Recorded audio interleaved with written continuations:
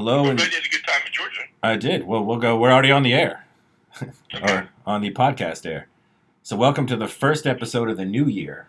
Although the first episode of the new year of Yeah. Sutton and Back Family Style. I'm Jason. I'm Bill. And I'm going to start us off talking about some predictions that Yahoo Finance made for 2020.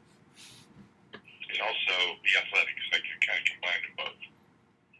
Some of them are pretty logical. The growth of sports betting and legalization. I think, eventually, it's not going to be in all 50 states, but it's going to continue to grow and grow and grow. And as long as they can make sure they have something to do with the money and give people a reason to vote for it that are against gambling, it'll go. I never understood this is sort of the similar, but remember we lived in Massachusetts. At the time, you couldn't gamble in Massachusetts, but there were two casinos in Connecticut. So it's I'm sure there were underhand deals and handshakes, but it's why are you letting all that? If people are going to do it regardless, why are you letting the money go to the next state? You know? Yeah, it's only a 30-minute drive from where we live. Yeah. So I feel like it's the same with sports gambling. If it's going to happen and it's happening everywhere, why don't you want your cut? You know?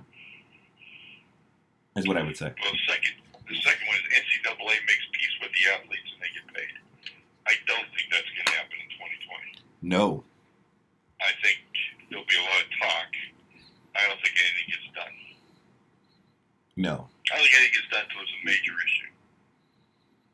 Related to the first one with the betting, so we'll see.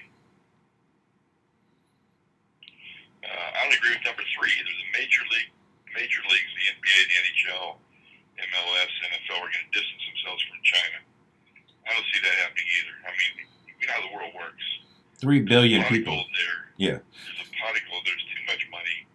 They're not going to walk away from that. No, not a chance. Major punishment for the Astros for the cheating, sign stealing. I think some people get fired. I don't think it's going to go or suspended. I don't think it's going to be bigger than that. I don't think they're going to take the World Series title away from them or anything like that or vacate their wins. Baseball just doesn't work like that. No, I'm sure they'll lose. Yeah, there'll be a big fine. It's still pennies to them. It'll be a big fine, and somebody will take the fall. And they'll probably lose. Did they lose draft compensation? You think, maybe a couple first-round picks over the next few years or something? I mean, I don't know. The NFL and NBA do that more so It than. could happen. Yeah. It could happen. The next one's very logical. There'll be more games on Amazon and other streaming networks. Absolutely. Oh, without a That's doubt. going to continue to go unless, and I still wouldn't be surprised if Amazon or Apple bought the rights for one of the contracts for one of the leagues. I wouldn't be surprised at all. Oh, yes. Well, I think Apple still needs. I mean, I got a new iPad this year, so I have Apple TV for a year for free. Well, I do want to watch the M. Night Shyamalan series and, maybe check out a few of the other things. I haven't watched it yet. I've had it for over a month. They don't have a flagship show or a flagship thing on that network. And I think it's going to be as good as their Game Pass is, where you pay $4.99, you get all the phone and, tablet games with no ads or, microtransactions. So I think it's a great deal to have for the family or for your kids. I don't know what Apple TV is offering people when you look at Disney Plus, Netflix, HBO Max. They have to have something, and I think sports could be, because I know they don't want to go into R-rated content. They want to keep it. Yeah. But I think sports could be their, they need a hook, and maybe sports is Apple's They hook. need something to drive this. You can only give away so many free subscriptions. Yeah. And sooner or later, you need somebody to subscribe. You give them a reason to subscribe. And I don't think mediocre content with no names is the way to go. I mean, this is sort of a pseudo business moment, but there was an article, obviously people love celebrity, they love stars. But the last star that was a box office guarantee to open up a film, meaning, it wouldn't be a flop when this person's in the movie, was Will Smith, and that was before the year 2000. So that was over 20 years ago, and that there was an actual bankable star. People love celebrities, and they love following them on Instagram and all that other stuff, but there's not a single person that puts people's butts in the seats in movies. Not The Rock, not Tom Cruise, not Will Smith, not J-Law, obviously not, and not Reese Witherspoon. None of these people are guaranteed box office success, and that's what Apple was counting on, and it just doesn't happen, I don't think.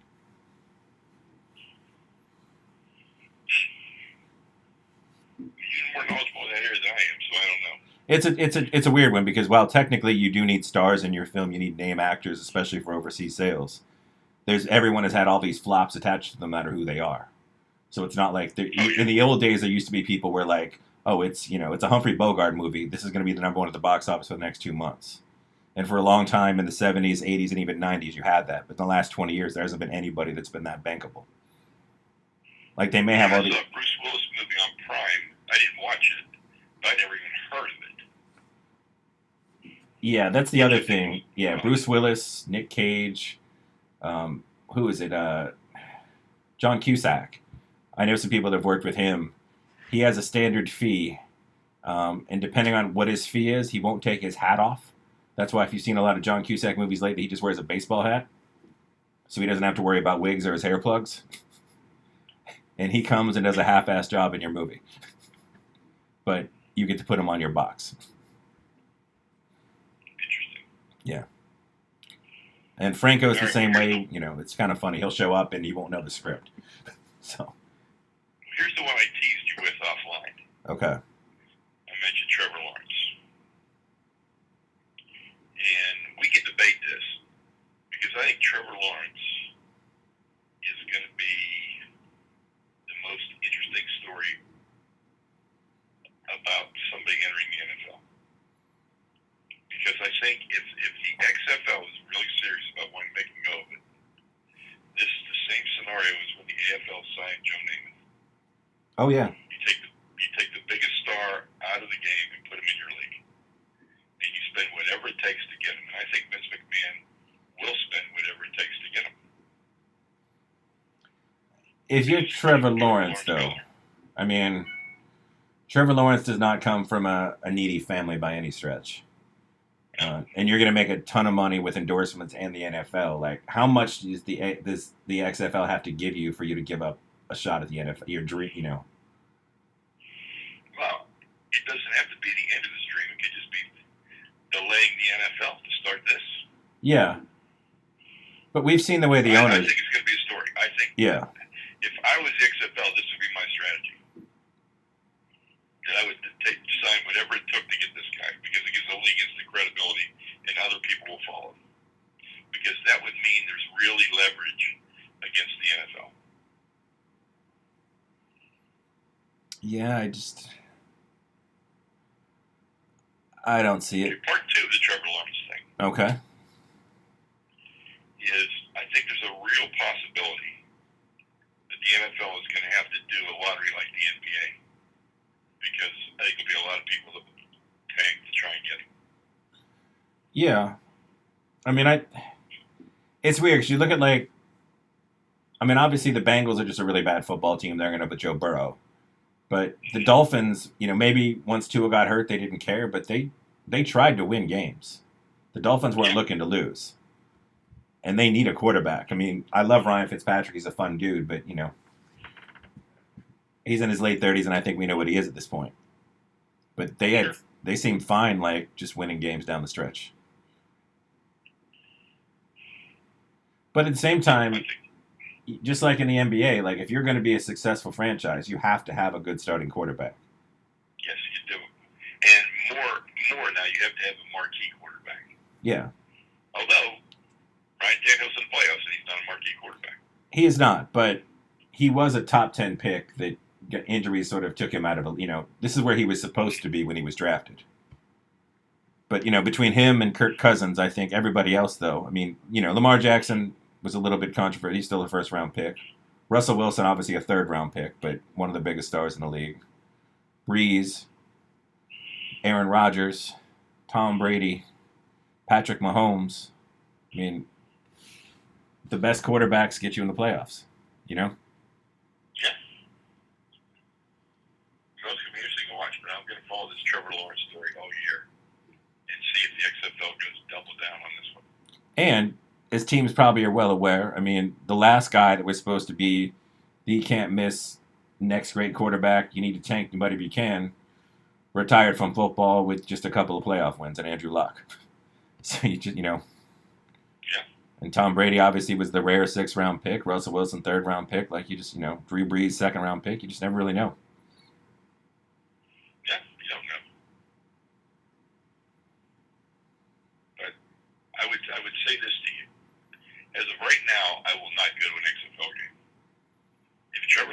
sign of the XFL, I will go to an XFL game. You're not going to go see Landry Jones, former Steeler? No. This says to me that there's I like this. I know the way the AFL worked because I was around for it. I know the fact that once they sign Namath, they get a bunch of other guys either leave their current NFL, leave the NFL when they were free agents, or to go, or they pick draft picks and elected to do this. So let's talk about this. If you're the XFL, and you've got Tom Brady, Drew Brees, Eli Manning, Phillip Rivers, Jameis Winston, Marcus Mariota sitting out there, and Teddy Bridgewater. If you get all those guys sitting out there, is this your strategy? I mean, you saw who their quarterbacks are right now. Yeah. None of them are going to sell tickets. No. But if you sign 3 or 4 of these guys to your league, I think it makes a difference. I think so. I mean, Phillip Rivers has 9 kids, so he's got a big bill to pay. So he's probably gettable because he looks pretty washed. But I mean, I think that's the other problem is like, this is, a pseudo-related to Vince McMahon, but right now you have AEW Wrestling, which is started by the Young Bucks and Cody Rhodes, who was Dusty Rhodes' son, who was in the WWE. And but their league was based around wrestlers having sort of almost independent, they get health insurance, they get a better work schedule, they have all these things, but they wanted to make sure, while they do have some WWE guys, they made sure they didn't go out and sign any old WWE wrestlers. They didn't want to be, the place where they didn't want to be the wrestling graveyard where old wrestlers go. Because other wrestling things have started up, like TNA and some of those ones that have failed. And that's their strategy, is picking washed old players and hoping that the nostalgia works. But nostalgia is not a long-term strategy. So I don't know if that's... I just don't see this league working. They tried it once. I don't either, but this changes my opinion in that it could you got to inflict some damage on the NFL if you're going to survive it. Yeah. And the best way to do that is to take the stars, and the stars are the quarterbacks. Yeah. So it'll be fun to watch. It'll be fun to see if they decide they're going to do this. That's all I'm saying. Yeah. I'm saying this is a strategy that if I was running the XFL, this is a strategy I would employ right now. Oh yeah. Yeah, if you could get a couple of exciting, older name vets plus Trevor Lawrence and 2 or 3 other stars, that could definitely be, something. Well, let's switch to today in the NFL. I'm very happy today. I know you are too. I would say before we celebrate, my friend Ricky, who has a podcast called The Recline, which is very Boston, New England oriented. It's kind of annoying. But he did point out that the last 20 years of New England Patriot football are as good a stretch as probably any team, outside of the old Celtics, the Red Auerbach Celtics, and, John Wooden's UCLA team, or I guess Gino Auriemma's Connecticut women's team. Like, it's hard to imagine another 20 years being that successful for any single franchise in any sport. Agreed. I'm just glad it's not 21 years. I'm glad it's not 21 years. And those 20 years, I was wrong in my prediction. I was very happy that the Titans won. But, when Tom Brady had the ball with 5 minutes to play down by a point, I was nervous. No, I was right with you. But I stayed up for every minute of it. And like I told you offline, the highlight of the whole thing for me was the fact that Vrabel outcoached Belichick, and that's why they won. Former Pittsburgh Steeler, Vrabel, mind you. And that's one of the biggest mistakes that Bill Cowher ever made. Oh, yeah. He was not figuring out he had a talented linebacker and how to use it the right way. No. Or Dick LeBeau, whoever missed on that one. Mm-hmm. That's very, very sad. But they mentioned last night that Vrabel was still bitter about being traded from the Patriots to the Chiefs. And I saw it last night in the handshake with Belichick. It was like running by, it was almost like a high five line. It was a quick handshake, and he was already moving away as he shook hands. Yes. And I'm very, very happy with that one. Surprised at the other game. Yeah. Because Buffalo was up 16-0 and dominating, and then J.J. Watt had a big sack that that really gave life to the Texans. It really breathed life. And Deshaun Winston went down and scored, and then all of a sudden it just took off.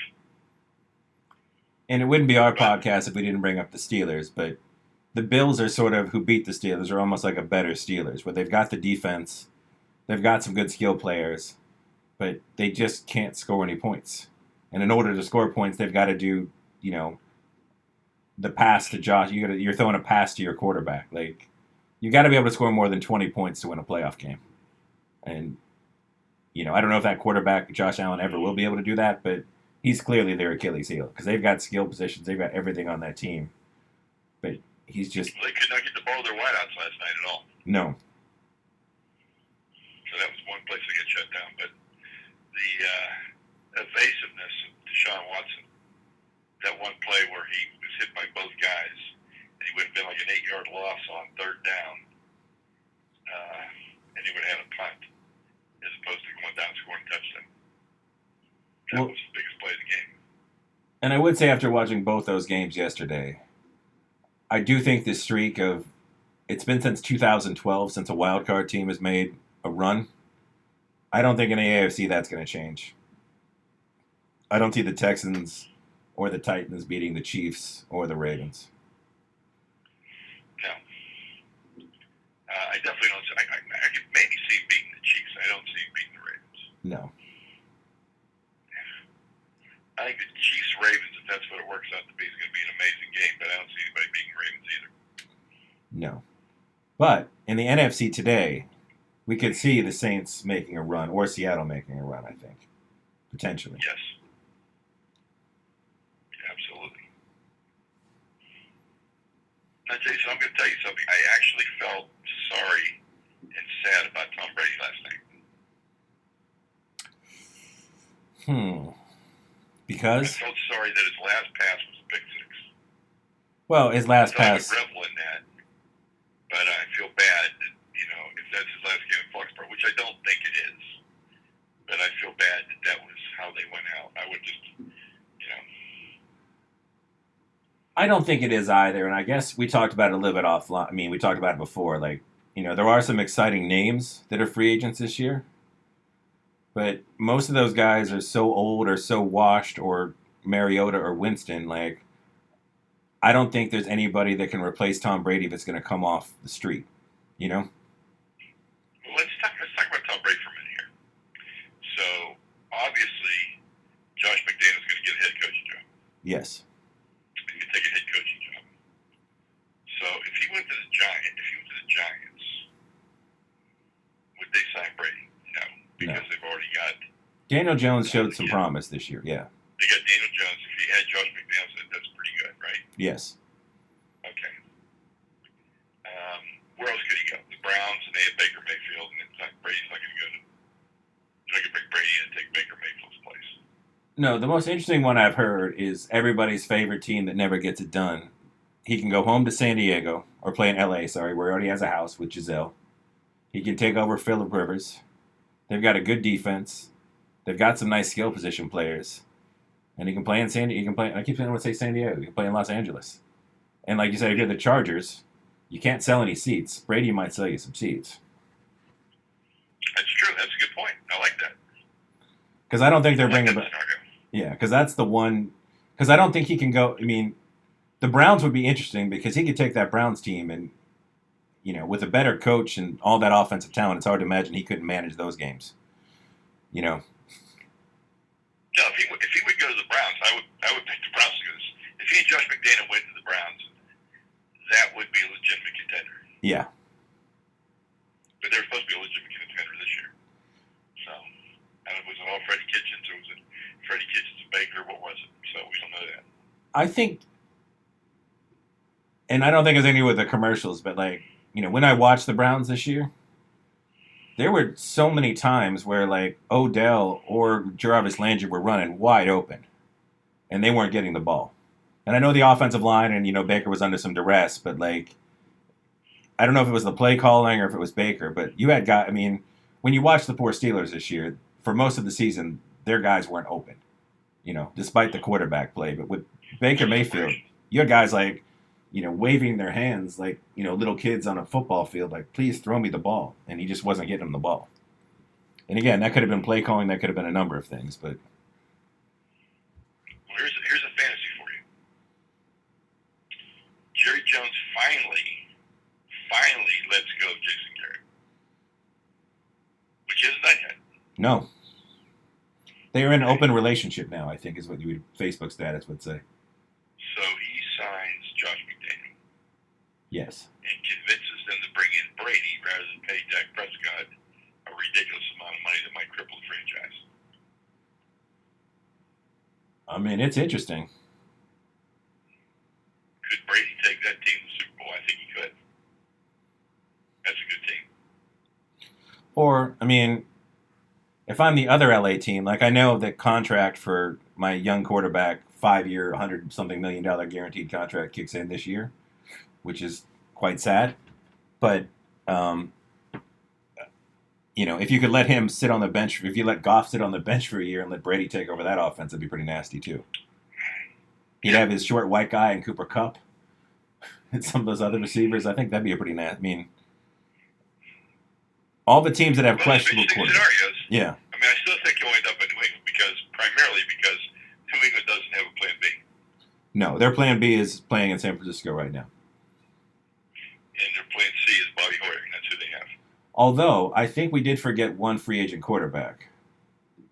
That's former Patriot Jacoby Brissett, who Bill Belichick does like. He's a free agent. I forgot about that. But again, I don't think Robert Kraft, I think, I don't think he ever wants to see Brady playing another uniform. I think he knows Patriot fans don't want to see that. And again, they won 12 games this year. That's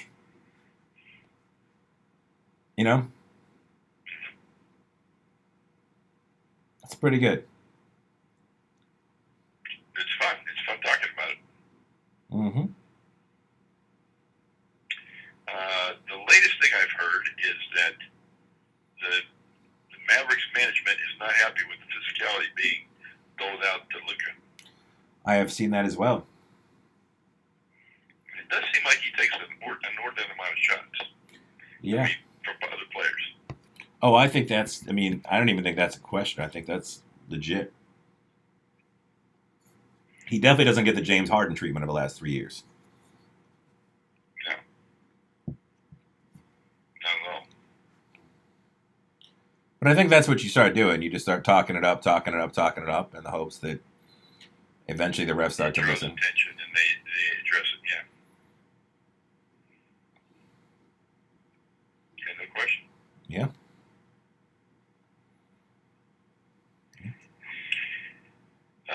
Any other sports moments you want to talk about today? We're pretty much in NFL season right now. We got the national championship game we'll talk about in a few weeks. Probably we're going to have to recap because we're going to have some special episodes coming up while you're cruising to South America. Well, since I'm going to be gone during the cruise, I'm going to say LSU wins. I think so. Despite the fact that I think Dabo is really angered about this game. I think he's I think it's going to be one of the best games we've seen. But I think LSU's going to win. Unless they played really inferior competition all year long, like LSU just been a buzzsaw. Like they're just shredding people. I just, I don't see them losing. And Clemson has not been the sharpest team this year. No, they haven't been, but I like Dabo and I like Trevor Lawrence. Oh, yeah. I just don't think Clemson's defense is at the same level it was a few years ago. And I think LSU's offense is way better than it used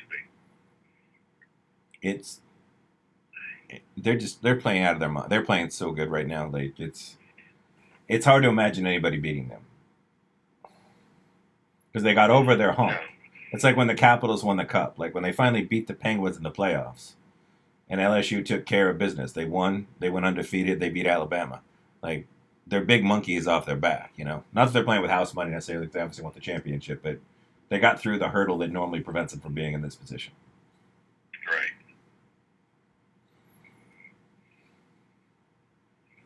So I'm thinking maybe 35-28. That would be a fantastic game. I think, sadly, we might get an LSU blowout. It might be a late cover, but I think LSU is going to pretty much win it wire to wire. And maybe Clemson throws on a late score to make it look closer than it is. But I think for the most part, LSU is going to be up double digits most of this game. Would be my prediction. Okay. Yeah. We both had agreement today that the Seahawks and the Saints advance. I think so. I think so. The Eagles are just so banged up. I mean, they're playing so many practice squad players, and I think they've done a great job of integrating those guys. And I think Mike Sanders, who didn't get any attention at Penn State because he was stuck behind Saquon Barkley, looks like an absolute stud. And I think Wentz has really played really well. I just don't think they have the guys, the horses, as they say.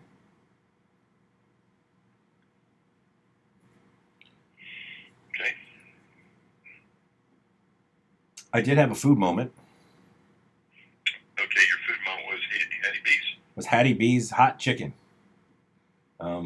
which is out of Nashville, but they now have a location in Alabama, which I drove through on my way to Georgia. And you get fresh fried chicken, and it's in the Nashville hot. I don't know how you describe Nashville hot, because it's a lot of cayenne and butter, and it's like a dark red And sweet. It's not sweet. No, it's like a dark red spicy sauce, kind of. And they serve it on white bread. You lift up the white bread, and you can see just like the greasy red sauce underneath.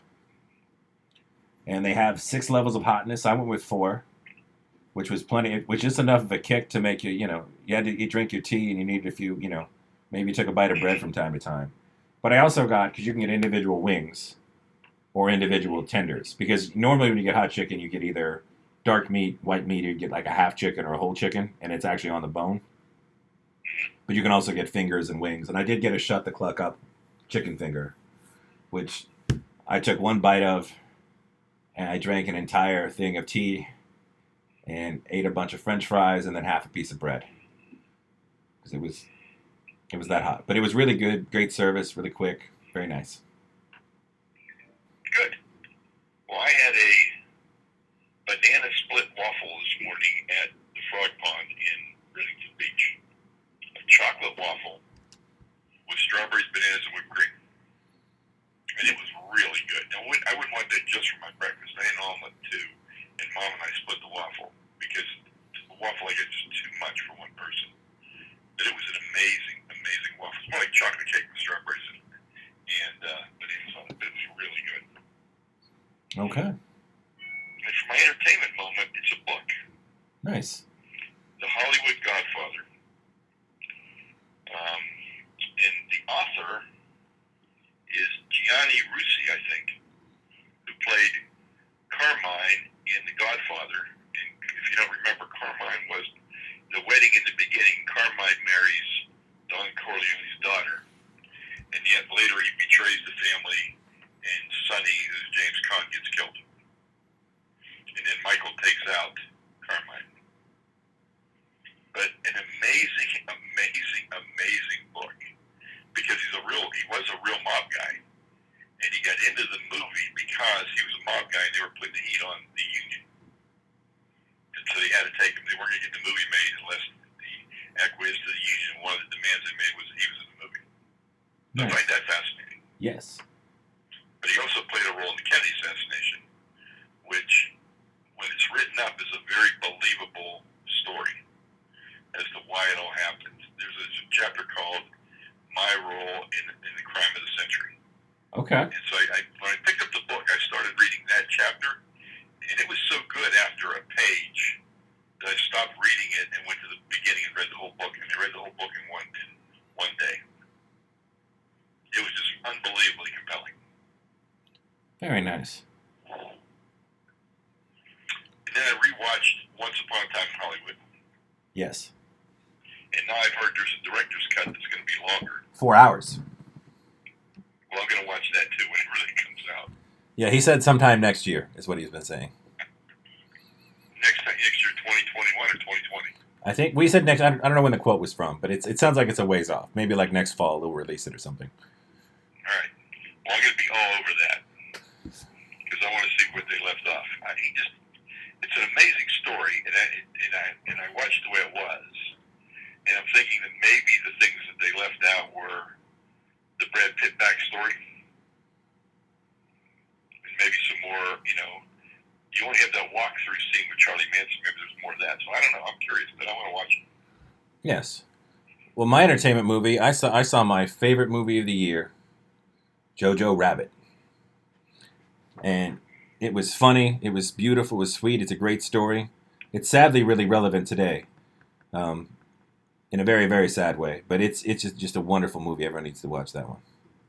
Okay, I'm going to watch that.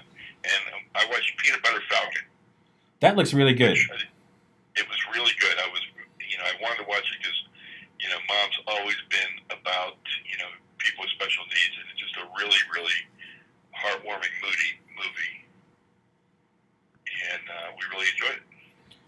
Well, I'll give you, because now I've watched all my Oscar screeners because I get to vote, and my top five, I'm calling it six because my number five. I cheated and put two. So I obviously said Jojo Rabbit was my favorite movie of the year. My second favorite movie of the year was Parasite. Just a phenomenal, phenomenal film. Number three, Once Upon a Time in Hollywood, which again we've talked about. I'm also excited for the 4 hours because I'll watch it all day long. Number four, upset, Crawl. It made Tarantino's list, and it's just a fun, really well done movie. Okay. And then, like Parasite, I have two other foreign films tied for my fifth, and one is Shadow, which is just an amazing visual. Even if you just go watch the trailer for Shadow, it's done in a lot of blacks and whites and grays, and it's sort of an old school samurai movie. It's just absolutely gorgeous. And then Tigers Are Not Afraid, which is a very interesting film that's probably easier for you to watch the trailer and decide if it's something you want to watch, other than me trying to describe it, because it's very difficult to describe. But it's excellent. Well, I probably will try Jojo Rabbit. I've heard great things about Parasite. I don't know if I can deal with subtitles. I'm just so used to him at this point, as long as it's not late Yeah, night. there you are. Yeah. But yeah, and it's that director in general. Like, he directed a film called Mother, which is phenomenal. Almost everything that John Moon has done is just it. He does such a good job of he does multi-layered storytelling. So in the same scene, on different levels of the frame, there's multiple stories. You're watching multiple parts of the story take place. And he doesn't do a lot of, because Americans get so jumpy with their cuts and trying to move, and I don't know if that's an audience thing or not, but he allows a lot of still frames and he'll let the shot linger and stay a little bit longer. But there's something happening all over the frame. I mean, it's just wonderful filmmaking. Okay. Yeah. But Jojo Rabbit was just, that might end up, top 10, top 20 movie of all time sort of list for me. I loved it that much. I'm hoping to watch it again. I'm definitely going to watch it. Yeah. To our listeners, the next 2 weeks while I am on a cruise in South America, Jason and I tape 2 food shows. All food. All So food. you'll see those the next 2 weeks. Those will be released a week from now and then 2 weeks from now. But I'm correcting something that I said in the first one, where I was picking my best breakfast. I inadvertently left off the Griddle Cafe in LA, and I probably left it off because I only get to go there once a year. But the Griddle Cafe is still my go-to place for pancakes. I've never had a better pancake anywhere in the U.S. than the Griddle Cafe. And the pancake is, 'tis the season, it's a pumpkin pie pancake. I've talked about it before, but I didn't mean to leave that off my list of best breakfast. Very nice. I'm setting the record straight. And then Jason and I will be back on the week of the 26th with our Super Bowl predictions and our summation of the college football playoff and state of the NFL and moving a little bit, and we'll start moving more toward the NBA and MLB. Yes. And playoff hockey. I'll have my hockey minutes coming up. Good hockey minute. Yes. We won't go too long on hockey because it's pretty niche, but we'll have a minute or two every week, give or take, or every couple weeks. We'll see how it goes, how exciting the season continues to be. So wish everybody a happy new year. It's already started, but hopefully it's going well. Have fun on your cruise. Thank you. And besides Hopefully the we'll food, have some great food moments in South America. yes, and besides the food podcast, we have some special entertainment podcasts and some other cool podcasts coming up as well, with some special guests, hopefully. Yes. And listeners. Yeah. All right. So enjoy the NFC games today. And we'll talk to you live in a couple of weeks, or live-ish, I guess.